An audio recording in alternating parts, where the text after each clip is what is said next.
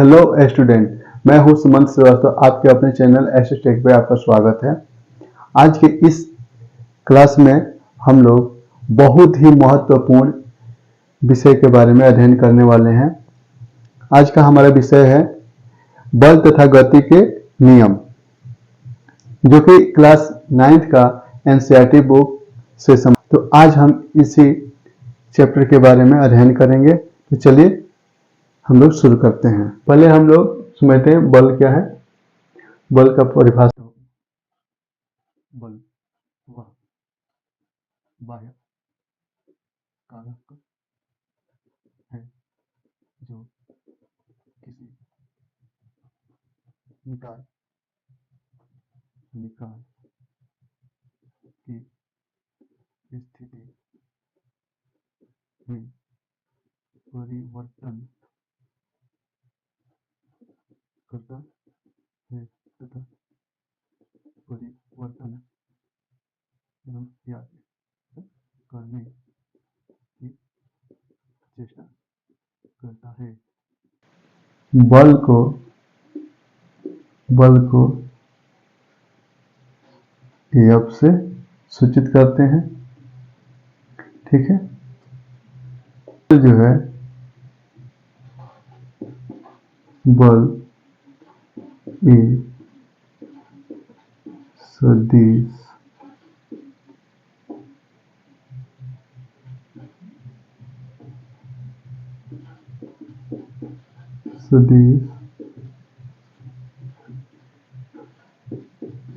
राशि है। और इसे हम F से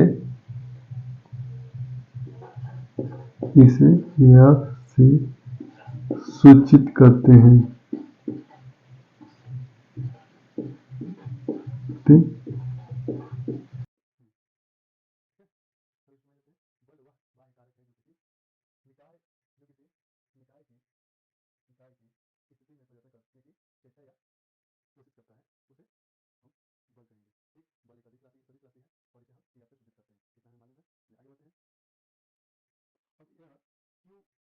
क्योंकि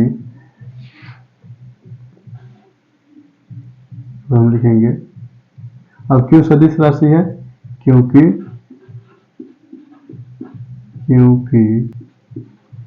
किसी वस्तु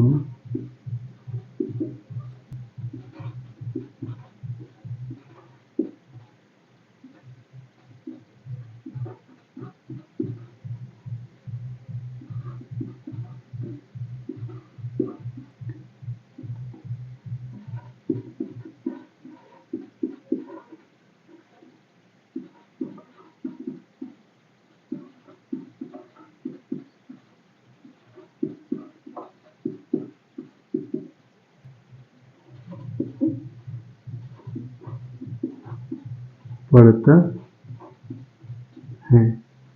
अब बल एक सदिश राशि है। क्यों है?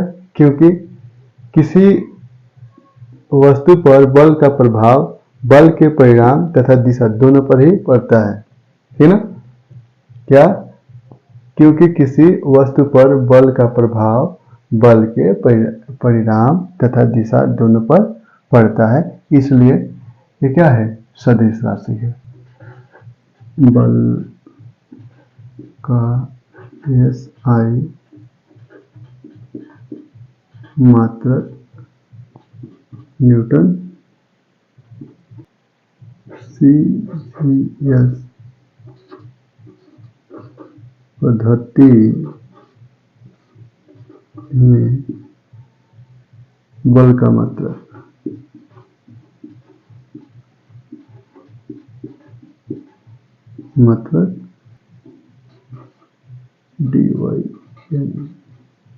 डाइन होता है। 1 न्यूटन बराबर 10 के पावर 5 डाइन होता है। 1 न्यूटन बराबर 10 के पावर 5 डाइन बल का प्रभाव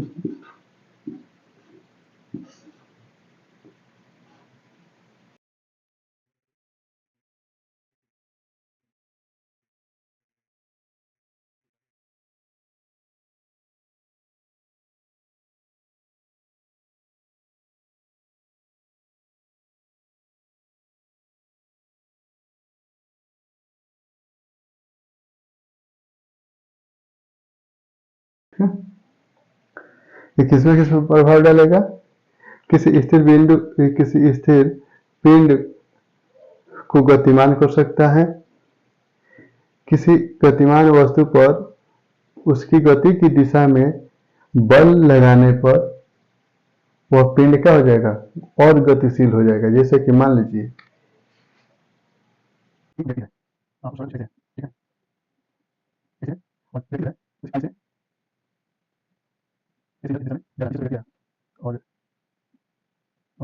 कार संभाल दिया, तो जाहिर सी बात है कि व्यक्ति क्या होगा, ये और तेजी से चल आगे बढ़ेगा और तेजी से बढ़ेगा, यानी कि इसके गति में क्या हुआ? परिवर्तन हुआ, यानी कि इसकी गति क्या हुई? बढ़ गई। यही बात यहाँ पे कह रहा है। ठीक है।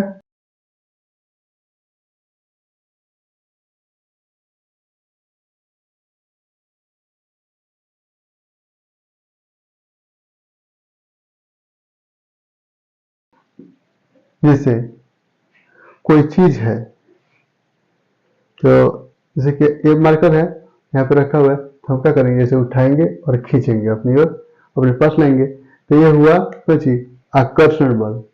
लेकिन किसी वस्तु को हम ऐसे धक्का दे रहे हैं, तो उसको क्या कहेंगे?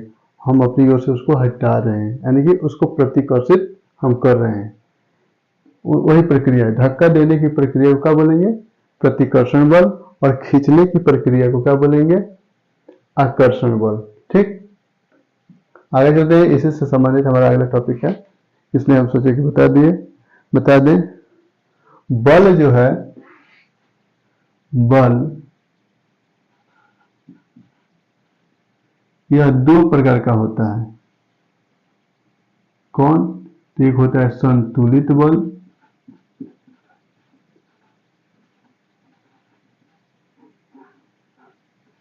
दूसरा होता है असंतुलित बल।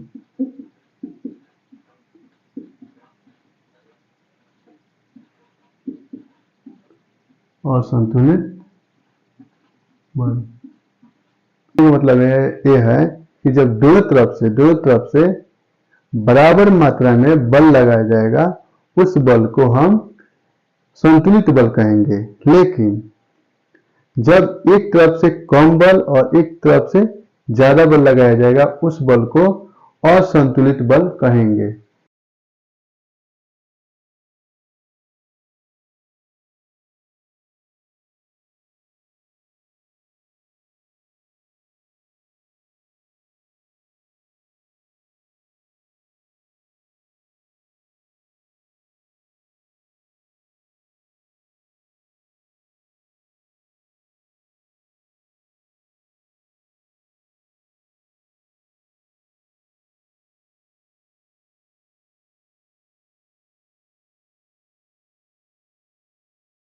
वही बात कह रहा है कि किसी पिंड पर लगने वाले सभी बलों का परिणामी बल यदि शून्य हो, तो उसे हम क्या कहेंगे? संतुलित बल कहेंगे।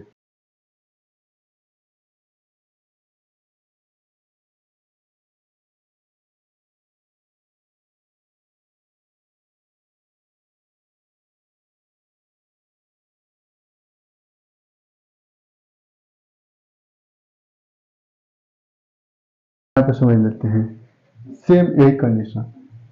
अगर देखिए यहाँ पे समझने की कोशिश कीजिए, यह व्यक्ति 10 न्यूटन का बल लगाया है और ये भी 10 न्यूटन का। अगर बाई चांस ये 5 न्यूटन का बल लगा दिया, तो वस्तु का है जो पिंड जो है ये गतिशील हो जाएगी, वो भी किधर? बल की दिशा में गतिशील हो जाएगी। यानी कि इसका परिणाम क्या हुआ? शून्य नहीं हुआ, यानी कि 5 न्यूटन मीटर का बल इस पे लग गया है, तो ये क्या हुआ? गतिशील हो गया। इसलिए इस प्रकार के जो बल है उसे हम क्या कहेंगे? असंतुलित बल कहेंगे। लेकिन यदि दोनों तरफ से बल जो लग रहा है एक साथ, और इन दोनों का परिणाम एक समान है, यानी कि परिणाम जो है शून्य है, तो अब हम इसे क्या कहेंगे, संतुलित कहेंगे, अदरवाइज असंतुलित कहेंगे। समझ में आया आप लोगों को?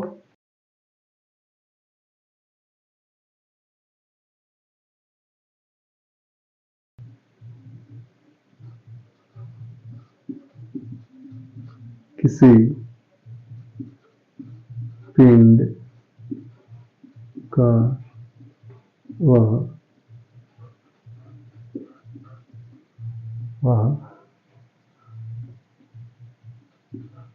भौतिक गुण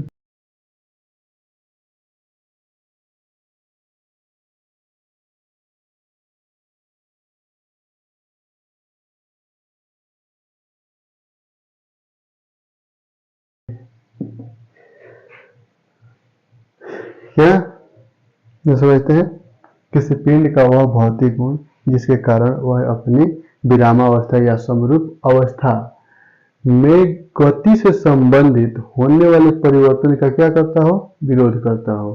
ठीक ना? किसी पिंड का वह भौतिक अवस्था जिसके कारण वह अपनी विरामावस्था या समरूप अवस्था में होने वाले परिवर्तन का विरोध करता हो, उसे क्या कहेंगे, जड़त्व कहेंगे।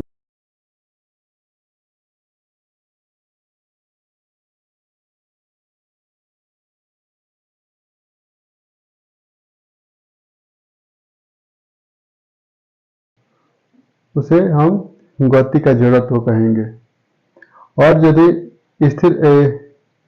स्थिर अवस्था में है तो उसे विरामावस्था का जड़त्व कहेंगे।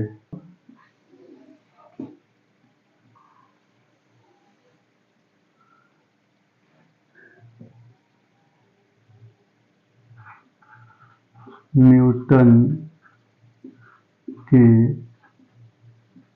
गति का प्रथम नियम ये क्या है भैया?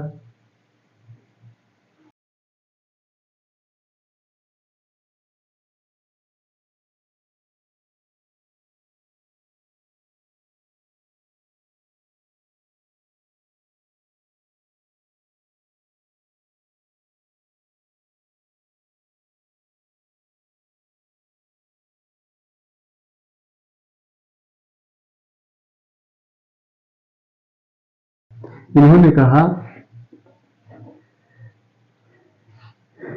कि कोई पिंड यदि गति अवस्था में है तो गति अवस्था में ही रहेगी। कब तक? जब तक कि उस पर कोई बाह्य बल न लगाया जाए। अगर वो विराम की अवस्था में है तो विराम की अवस्था में ही रहेगी। कब तक? जब तक कि उस पर कोई बाहरी बल न लगाया जाए। उन्होंने कहा या उसको गति में लाने की क्षमता रखता है। ठीक, कौन? तो बल। इनर्शिया भी वही करता है, किसी पिंड का वह भौतिक गुण जिसके कारण वह अपनी विराम अवस्था या समरूप अवस्था को बनाए रखता है।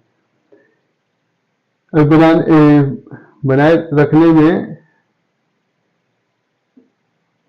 देखिए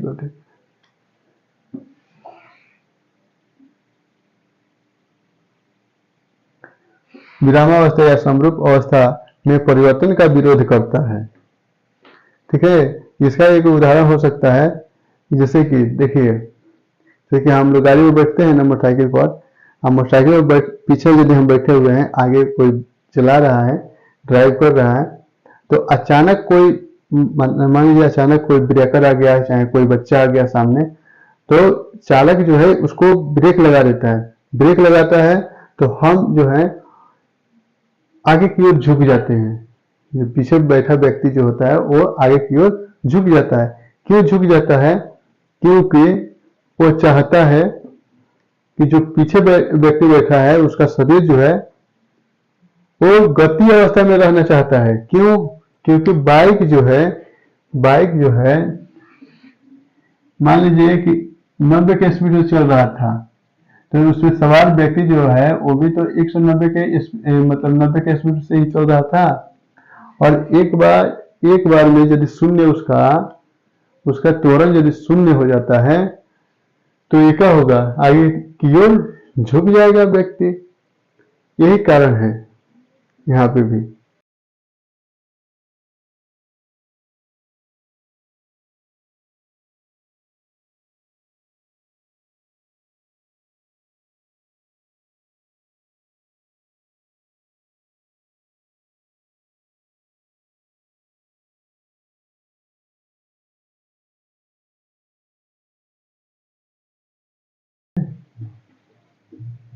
सूचित करते हैं। देखिए, किसी पिंड में उसकी गति की कुल मात्रा, किसी पिंड में उसकी गति की कुल मात्रा को संवेग कहेंगे। फिर से एक बार, किसी पिंड में उसकी गति की कुल मात्रा को क्या कहेंगे, संवेग कहेंगे। यह एक अदिश राशि है और इसे हम P से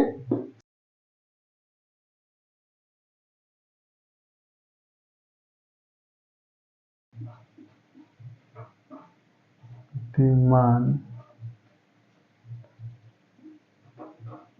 हो तो संवेग बराबर mv होगा। यानी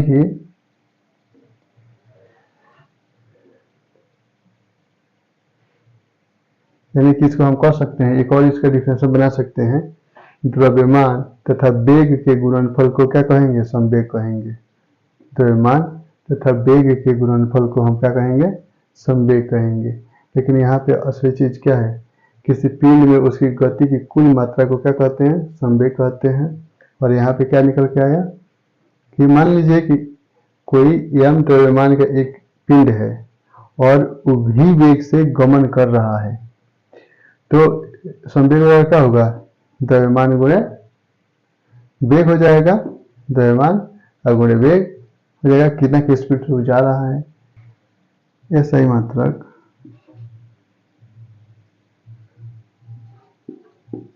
संवेग का SI मात्रक किलोमीटर प्रति सेकेंड होता है। नाम रहेगा हमारा बल तथा संवेग